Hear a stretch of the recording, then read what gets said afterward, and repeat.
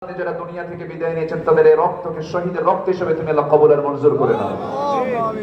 আয় আল্লাহ তাআলা, দুনিয়া থেকে কোন দিন বিদায় নেব জানি না, কোন দিন মালাকুল মউত হাজির হয়ে যাবে জানি না।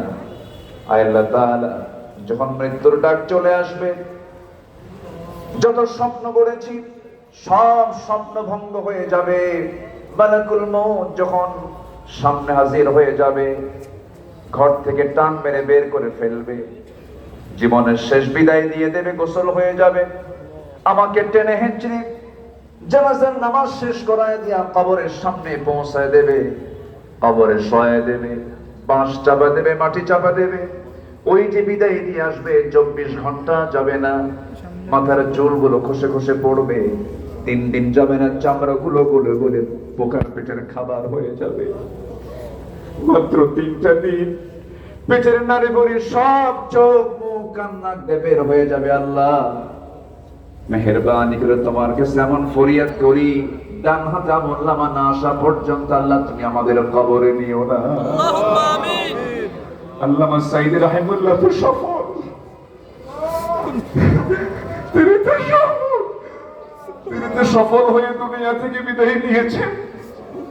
ও আল্লাহ, আমরা তো একই লাইনে একদিন চলে যাব, টিকিট তো সবারই কাটতে হবে, সবাই একদিন হাজিরা দেব। আল্লাহ মেহেরবানি করে তোমার কাছে ফরিয়াদ করি, মূর্তি যখন হবে আল্লাহ শহীদে মউত কপালে জুটাইয়া দিও।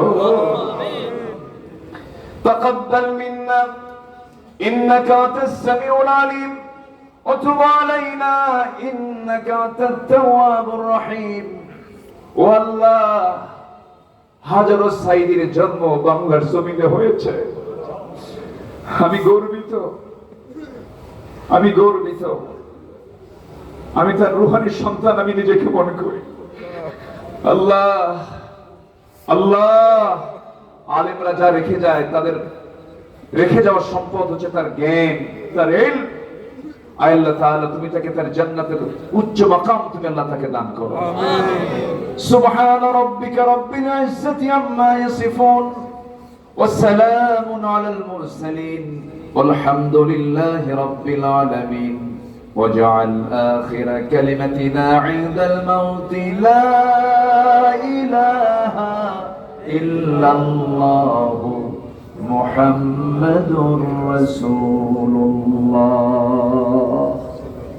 আসসালামু আলাইকুম ওয়া রাহমাতুল্লাহি ওয়া বারাকাতুহু।